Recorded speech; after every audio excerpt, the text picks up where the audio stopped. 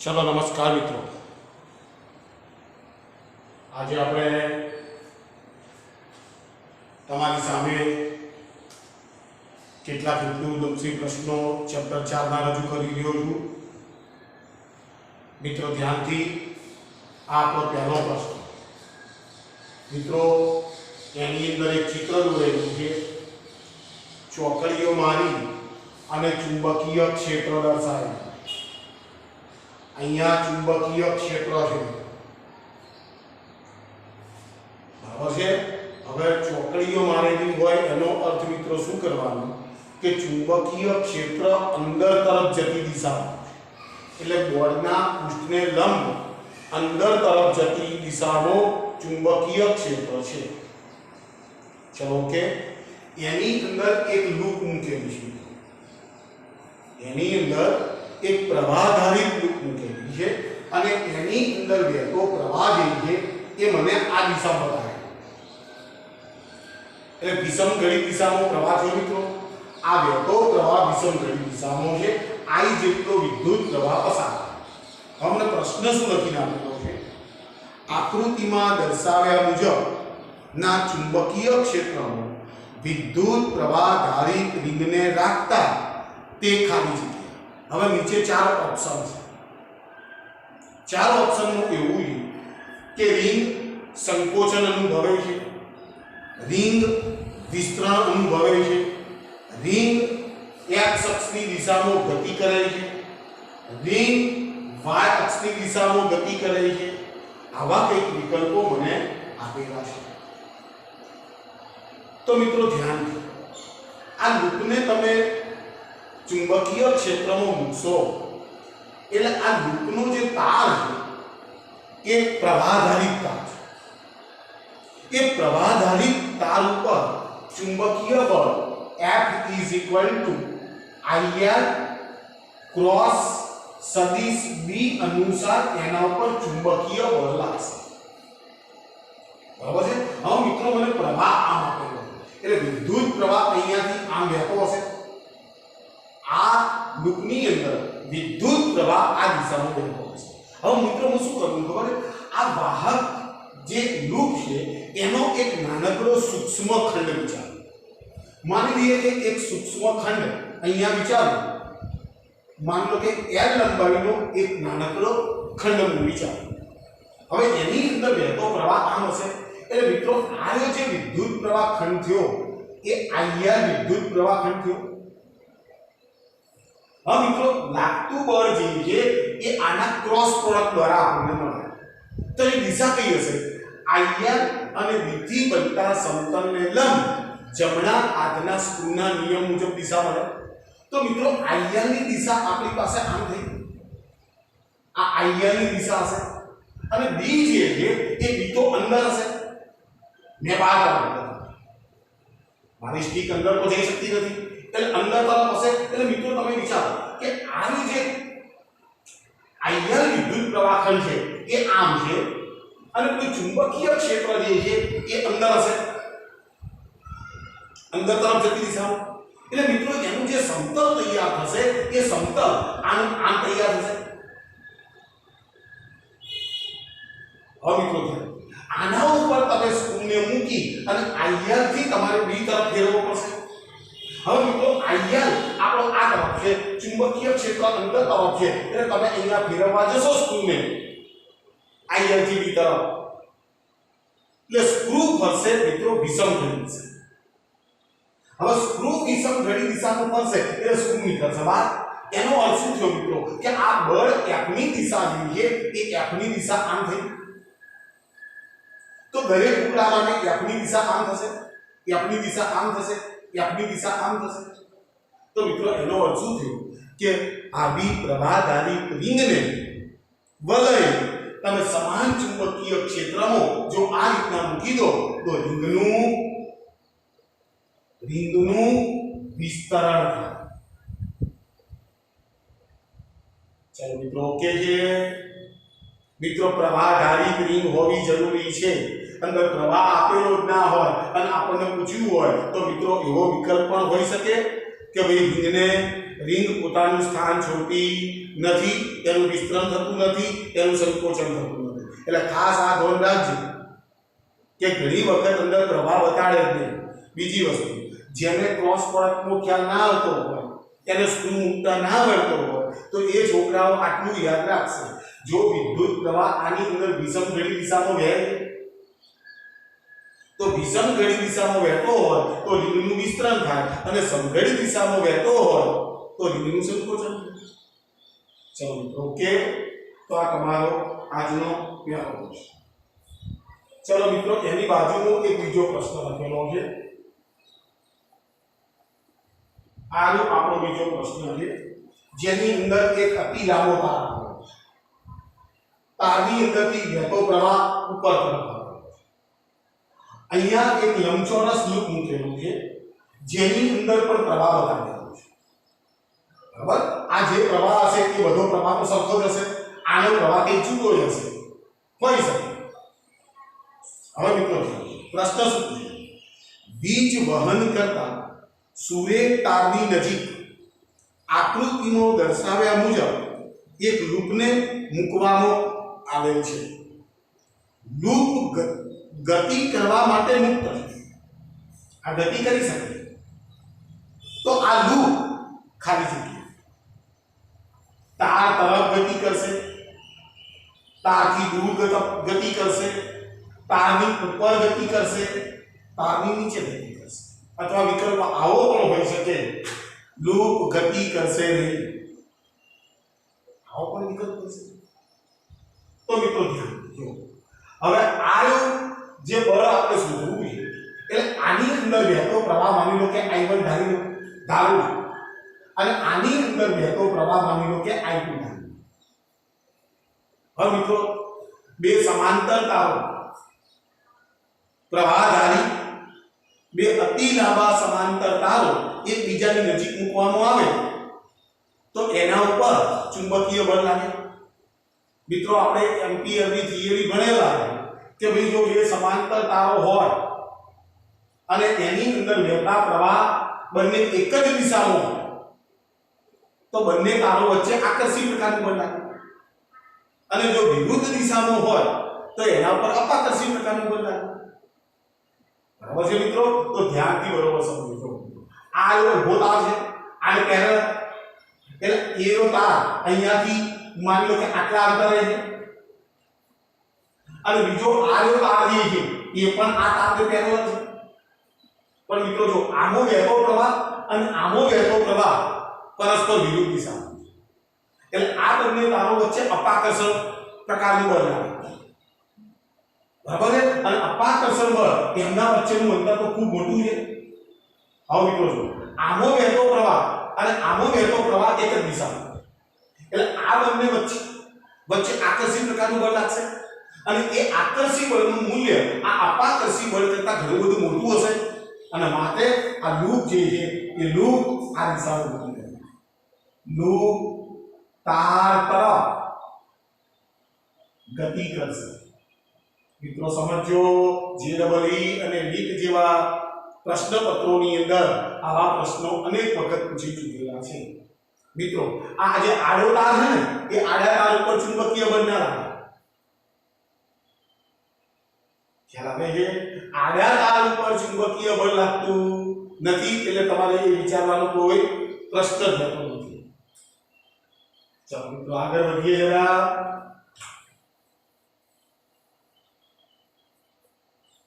ચલો અહીંયા ચોથો પ્રશ્ન. ચોથા પ્રશ્નમાં મને ત્રણ સમાંતર તારો આપેલા. ચોથા પ્રશ્નમાં ત્રણેય તારો વચ્ચેનું અંતર, આ બે તારો વચ્ચેનું અંતર x છે, આ બે તારો વચ્ચેનું અંતર પણ x છે. આનો વહેતો પ્રવાહ 3 એમ્પિયર, 4 એમ્પિયર અને 2 એમ્પિયર. બરાબર? પ્રવાહ જુદા. હવે પ્રશ્ન શું પૂછ્યો? આકૃતિમાં દર્શાવેલ ત્રણ લાંબા સુરેખ A, B અને C માંથી પ્રવાહ પસાર થાય તો B પર લાગતા પરિણામી બળની દિશા B પર આના ઉપર લાગતું આ A તાર છે, આ B તાર છે અને આ C તાર છે. B તાર ઉપર લાગતું મારે પરિણામી બળ શોધવાનું છે. બરાબર છે?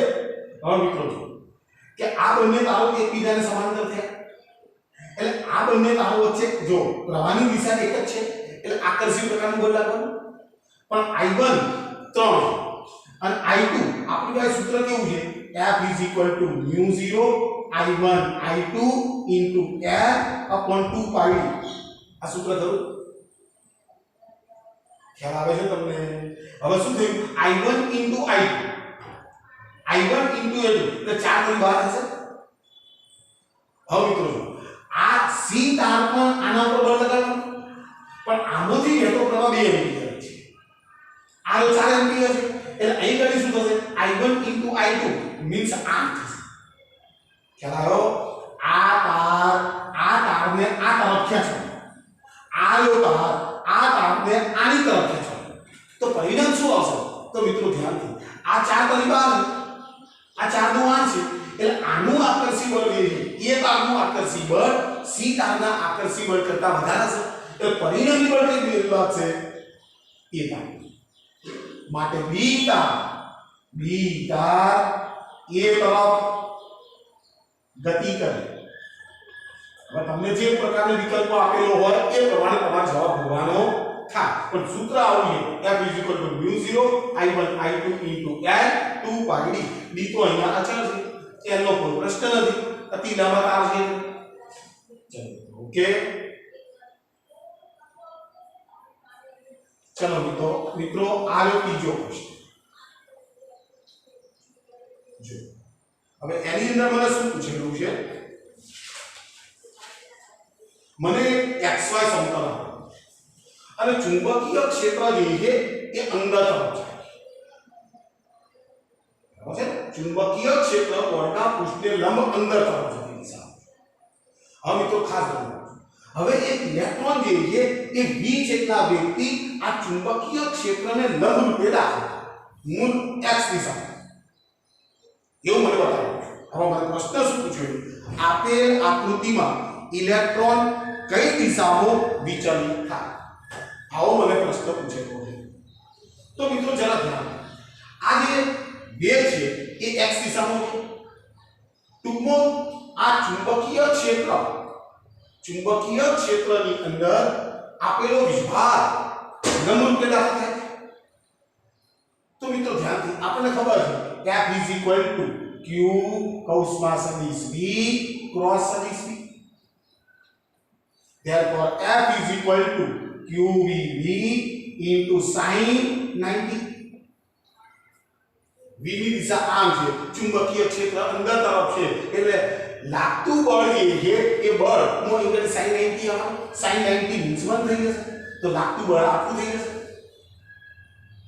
બળની કિંમત.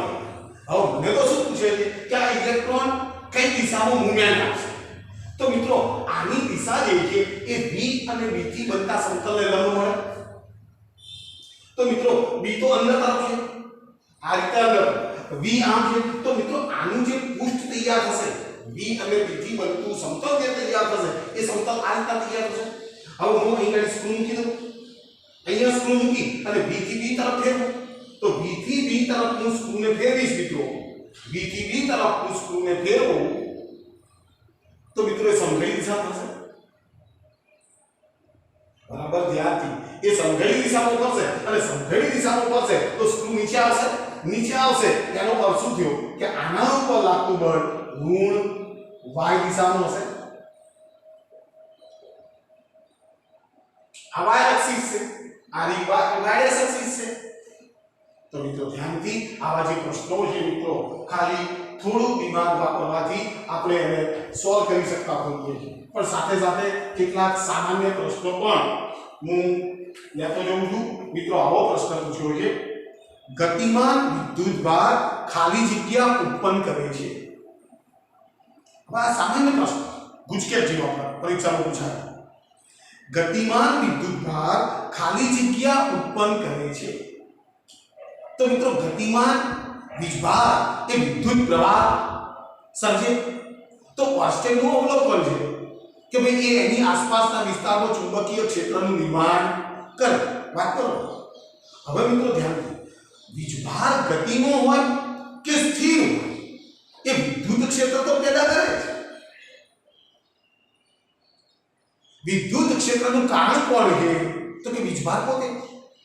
તો મિત્રો ધ્યાનથી, ગતિમાન વિદ્યુતભાર ખાલી જગ્યા ઉત્પન્ન કરે છે તો વિદ્યુત ક્ષેત્ર અને ચુંબકીય ક્ષેત્ર બંને પેદા થાય છે। ચલો મિત્રો ઓકે, પણ સ્થિર વીજભાર આપેલો હોય તો એ સ્થિર વીજભાર માત્ર વિદ્યુત ક્ષેત્રનું નિર્માણ જ કરે। એટલો સ્થિર વીજભાર આપેલો હોય તો એ માત્ર ને માત્ર વિદ્યુત ક્ષેત્રનું નિર્માણ કરે। ચલો મિત્રો ખૂબ અગત્યનો પ્રશ્ન,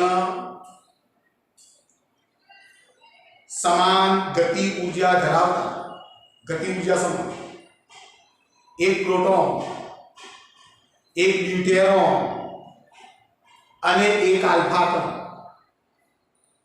નિયમિત ચુંબકીય ક્ષેત્રનો ક્ષેત્રને લંબરૂપે દાખલ કરવામાં આવે તો, ક્ષેત્રને લંબરૂપે દાખલ કરવામાં આવે તો તેમની વર્તુળાકાર ગતિ પથની ત્રિજ્યાઓનો ગુણોત્તર ખાલી જગ્યા થાય।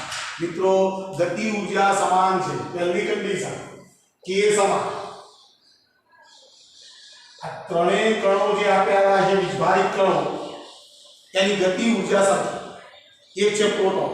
મિત્રો ધ્યાનથી, એક પ્રોટોન આપેલો છે, એક ન્યુટ્રોન આપેલો છે, અને મિત્રો એક આલ્ફા કણ આપેલો છે।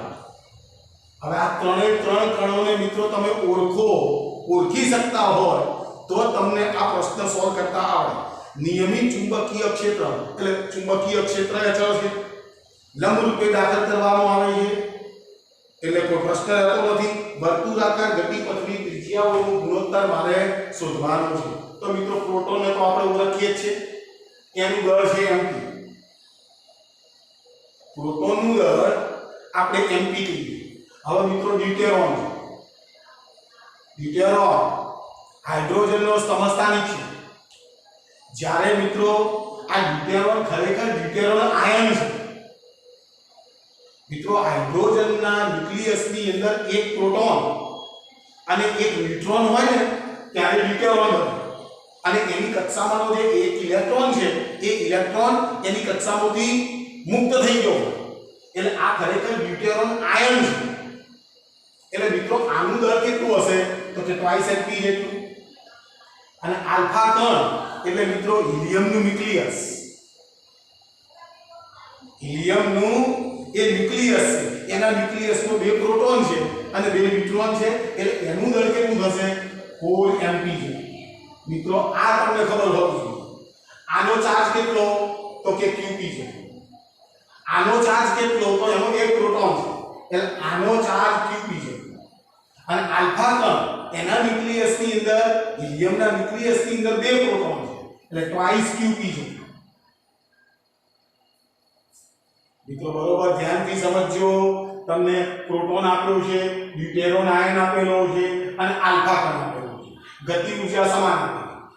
હવે ચુંબકીય ક્ષેત્રને લંબરૂપે દાખલ થયો એટલે મિત્રો આપણે જાણીએ છીએ કેન્દ્રગામી બળ is equal to ચુંબકીય બળ qv, v કેન્સલ એટલે ત્રિજ્યા આવશે r is equal to mv upon qv is equal to હું લખું p upon qv। આ ત્રિજ્યાનું સૂત્ર। હવે મિત્રો મને તો ગતિ ઊર્જાની વાત કરી રહી છે એટલે મિત્રો આપણે જાણીએ છીએ k is equal to p square by twice m। તો p is equal to under root of twice m k થશે। તો p ની કિંમત આ મૂકી, p ની કિંમત આ મૂકી દઉં તો r is equal to under root of twice m k અને ભાગ્યા q into v।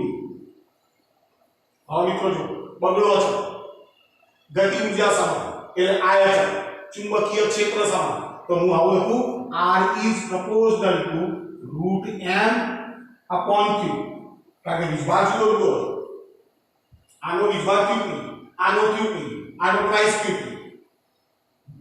એટલે મિત્રો હવે પ્રોટોન માટે સૂત્ર લખાજો તો પ્રોટોનનું સૂત્ર આવું થાય rp is proportional under root of mp upon qp।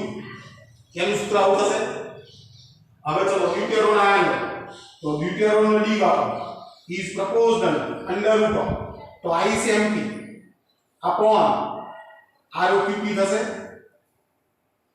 અને alpha alpha is proportional under root of 4mp upon RO twice QP થશે તો મિત્રો આનો જવાબ આપવો આવશે is equal to જો 4 નું વર્ગમૂળ નીકળે એટલે બગડો R કેન્સલ થઈ ગયો બગડો કેન્સલ થઈ ગયો રૂટ mp upon qp થશે તો મિત્રો હવે સૂત્રો જો rp અને r આલ્ફા એ બંનેના સૂત્રો એક જ એટલે એનો ગુણોત્તર 1:1 હોય અને અહીંયા આ બગડાને બહાર રૂટ માંથી તો √2 √mp આવશે આનો અર્થ શું થાય મિત્રો કે rp જેમ rd જેમ r આલ્ફા rp જેમ rd જેમ r alpha is equal to આનો જવાબ 1 જેમ √2 જેમ 1 થશે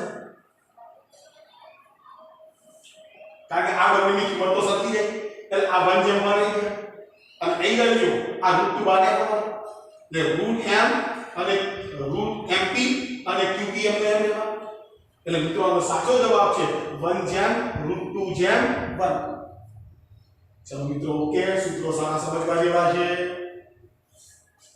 ઉતારજો મિત્રો ત્યાર પછી તેના કરતા પણ ખૂબ અગત્યનો પ્રશ્ન લઈ રહ્યો છું મિત્રો વારંવાર પરીક્ષાની અંદર ઉચ્ચ પરીક્ષાની અંદર પૂછાયેલો પ્રશ્ન છે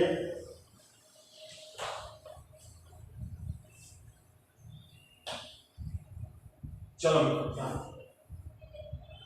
3 × 10⁵ મીટર પર સેકન્ડના વેગથી ગતિ કરતો એક પ્રોટોન વેગ આપેલો છે મને પ્રોટોનનો વેગ આપેલો છે v = 3 × 10⁵ મીટર પર સેકન્ડ ના વેગથી ગતિ કરતો એક પ્રોટોન 0.3 ટેસ્લાના ચુંબકીય ક્ષેત્ર સાથે 30 ડિગ્રીના કોણે દાખલ થાય છે 30 ડિગ્રીના કોણે અને ચુંબકીય ક્ષેત્ર આપેલું છે મને v = 0.3 ટેસ્લા થીટા આપેલો છે થીટા = 30 ડિગ્રી તો મને પ્રશ્ન પૂછે છે આના ગતિપથની વક્રતા ત્રિજ્યા કેટલી હશે મીન્સ આ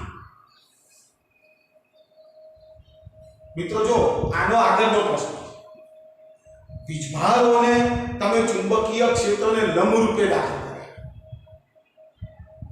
એટલે સીધું mv²r = qv બી તમે લખી શકો કારણ કે θ = 90 થઈ ગયા ખ્યાલ આવે છે તો મિત્રો ધ્યાનથી બરોબર સાંભળજો કે આ જે પ્રશ્ન છે ને એમાં 30 ડિગ્રીના ખૂણે તમારે દાખલ કરવા તો પછી તમારે વેગના ઘટકો વિચારવા પડે તમારે વેગના ઘટકો વિચારવા પડશે તો મિત્રો અહીં ગાડી કેન્દ્રગામી બળ mv² mv * sin θ આખાનો સ્ક્વેર ભાગ્યા mv²/r તમારે એનો ઘટક વિચારવો પડશે sin θ કે જે એને હેલિકલ પાથ ઉપર લઈ જશે જો મિત્રો θ = 30 ડિગ્રીએ તમે દાખલ કરશો વીજભારને એટલે એનો ગતિપથ જે છે સર્પિલાકાર થઈ જાય હેલિકલ થઈ જાય સ્પાઇરલ થઈ જાય અને એ કરાવનાર કોણ હશે v sin θ ઘટક તો e = અહીં ગાડી q v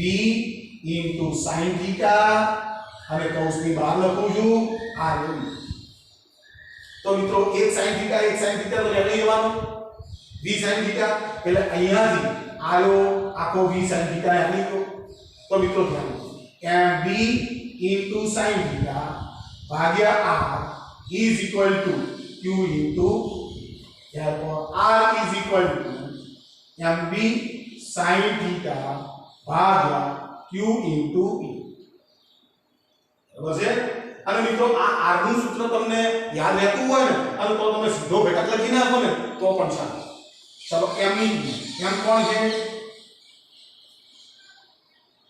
m ચલો કોણ આપ્યું છે મને હા મિત્રો કૌંસમાં મને આપેલું છે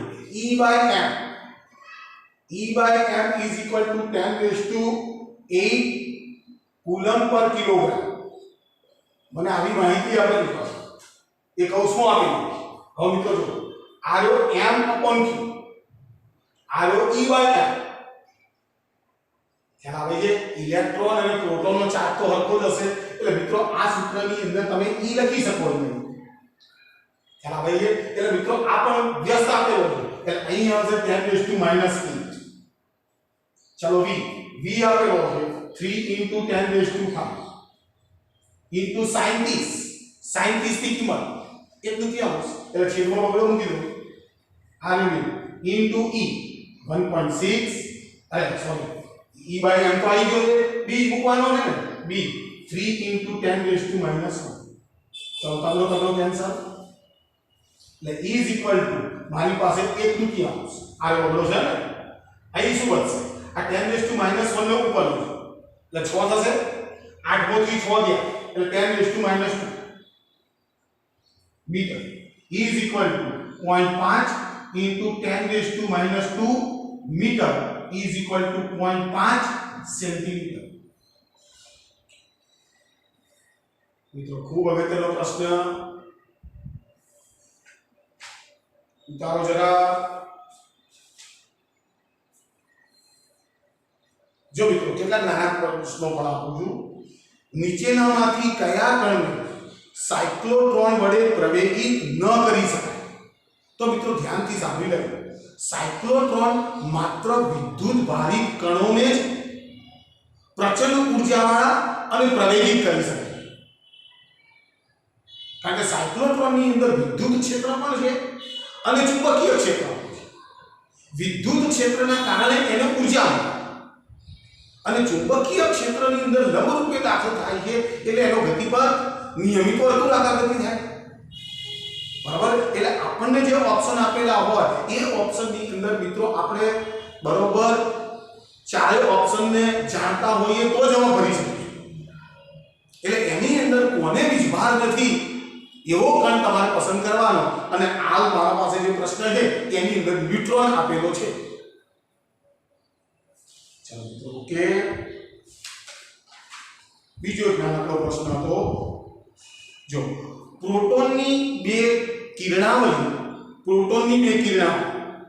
એકબીજાને સમાંતર એક જ દિશામાં ગતિ કરે તો તેઓ ખાલી જગ્યા.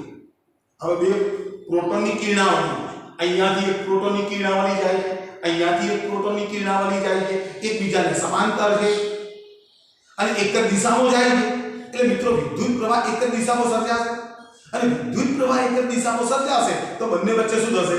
આકર્ષી બળ લાગશે. તો બંને વચ્ચે આકર્ષિત પ્રકારનું બળ લાગશે. ચલો એક ત્રીજો નાનકડો પ્રશ્ન. જ્યારે વિદ્યુત ભારિત કણ ચુંબકીય ક્ષેત્રમાં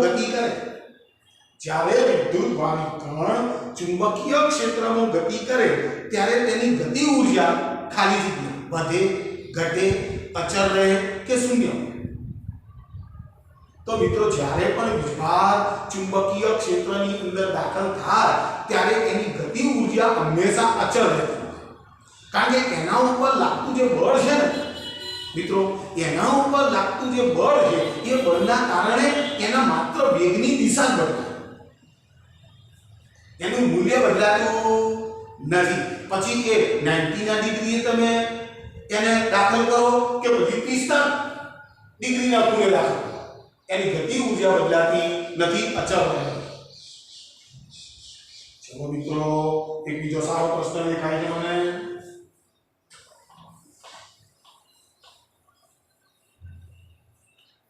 ચલો ખૂબ લાંબા બે સુરેખ સમાંતર તાર એકબીજાથી r અંતરે ગોઠવેલા છે. બે અતિ લાંબા એકબીજાથી r અંતરે ગોઠવેલા છે. બંને તારમાંથી સમાન પ્રવાહ I પસાર કરતા એક તારના ચુંબકીય ક્ષેત્રને લીધે બીજા તાર ઉપર લાગતું બળ F જેટલું છે. માની લઈએ કે મિત્રો પ્રવાહની કોઈ ચોખવટ નથી કરી, સમાન પ્રવાહ આપેલો પણ મેં પ્રવાહ આવો કર્યો. હવે એની વચ્ચે લાગતું જે બળ છે એ બળ માની લો કે F જેટલું છે.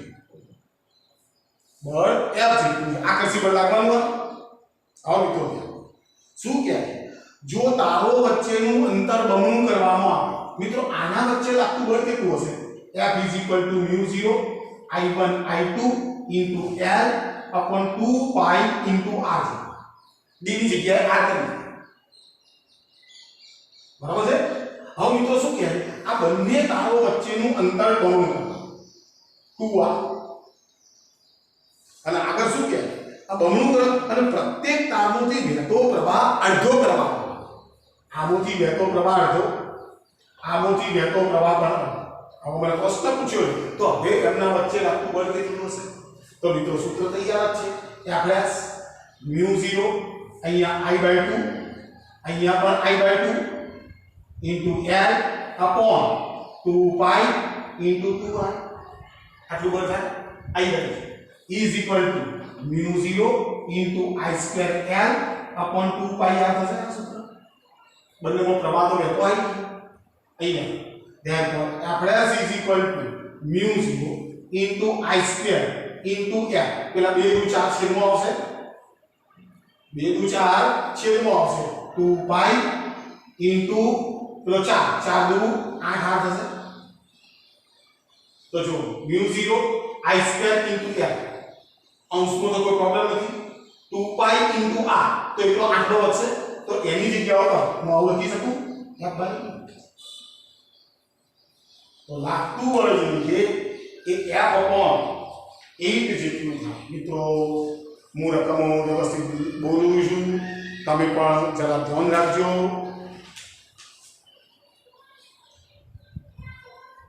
તો મિત્રો ઉતારો જરા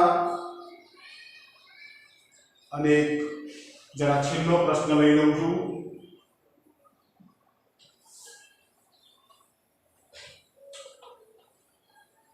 જો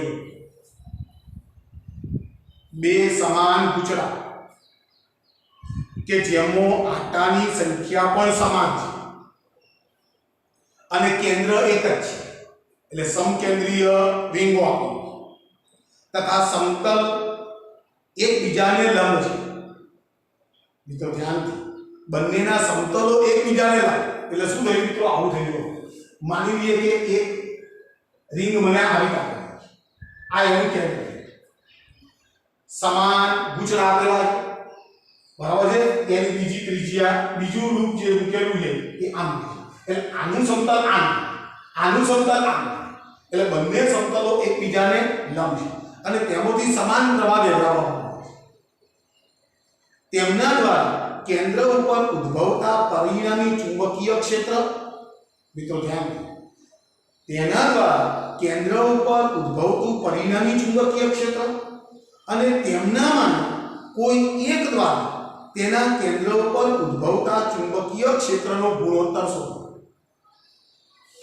પરિણામી ચુંબક મિત્રો ધ્યાનથી હવે આની અંદરથી વહેતા પ્રવાહો તમે ગમે તે દિશામાં લઈ શકો કારણ કે તમને એવી કોઈ કીધું નથી કે સમઘડી દિશા છે કે વિષમઘડી દિશા બરાબર છે તો મિત્રો હું માની લઈએ કે આમાંથી વહેતો પ્રવાહ વિષમઘડી દિશામાં લો વિષમઘડી દિશામાં પ્રવાહ લો આ વહેતો વિષમઘડી દિશામાં પ્રવાહ થયો બરાબર છે એટલે આનું ચુંબકીય ક્ષેત્ર જે છે એ ચુંબકીય ક્ષેત્ર આમ હશે હવે માની લો કે આની અંદર પણ વહેતો પ્રવાહ હું વિષમઘડી દિશામાં ધારું તો એનું ચુંબકીય ક્ષેત્ર બહાર નીકળતી દિશામાં હશે આમ હશે RB1 અને RB2 ની દિશા આમ હશે B1 ની દિશા અને પણ બંને B1 અને B2 તો સરખા જ હશે મિત્રો કેટલું હશે તો કે B = μ0 I upon twice r કેન્દ્ર ઉપર તો ચુંબકીય ક્ષેત્ર સરખું જ હોય કારણ કે પ્રવાહ સરખો હોય છે ત્રિજ્યાઓ સરખી છે ખ્યાલ આવે છે તમને એટલે આ બંને ચુંબકીય ક્ષેત્રો પરસ્પર લંબ હશે એટલે મિત્રો આનું પરિણામી ચુંબકીય ક્ષેત્ર કેટલું થાય તો પરિણામી ચુંબકીય ક્ષેત્ર અહીંયા તો B = √of B dash B square plus B square થશે તો E = √of twice B square થશે E = √2 into B થશે તો આ પરિણામી ચુંબકીય ક્ષેત્ર બંને હવે એક લૂપનું ચુંબકીય ક્ષેત્ર કેટલું છે તો કે એ તો B એટલું છે B1 અને B2 ની કિંમત તો સરખી છે બે B લીધા છે તો તો મને શું કહે છે પરિણામી ચુંબકીય ક્ષેત્ર એટલે √2 * v અને કોઈ પણ એક લૂપનું ચુંબકીય ક્ષેત્ર dB કેન્સલ જવાબ આવ્યો મિત્રો આની અંદર પ્રશ્નો જુદા હોઈ શકે સાંભળજો જો પ્રવાહની દિશાઓ કે ચિત્ર તમને દોરીને આપ્યું હોય ને તો તમારે એક્ઝેક્ટ ચિત્ર દોરવું પડે પછી એ તમને દિશા પૂછી શકે કે ભાઈ આ ચુંબકીય ક્ષેત્ર કઈ દિશામાં હશે તો તમારે આટલું જ યાદ રાખવાનું લૂપમાં વહેતો પ્રવાહ જો વિષમઘડી દિશામાં હોય ને તો એનું ચુંબકીય ક્ષેત્ર કેન્દ્રની બહાર નીકળતી દિશામાં ખ્યાલ આવે છે એટલે મિત્રો બહુ અગત્યનો પ્રશ્ન છે અને આવો ને આવો પ્રશ્ન મેં ગઈકાલે તમને યાદ હોય તો 2 લેક્ચર પહેલા મેં એક આવો પ્રશ્ન જણાવેલો છે કે ભાઈ એક લૂપ આવી આપેલી હતી એના ઉપર સમકેન્દ્રીય લૂપ આ એકબીજાને સમાંતર લૂપો છે આ એકબીજાને લંબ લૂપો છે એટલે આનું ચુંબકીય ક્ષેત્ર કો તો આમ છે કો તો આમ છે બરાબર છે બે લૂપો છે એટલે વહેતો પ્રવાહ જે દિશામાં હશે એ પ્રમાણે તમારે વિચારવાનું થાય ચલો મિત્રો ઓકે છે ખૂબ સારા પ્રશ્નો છે મિત્રો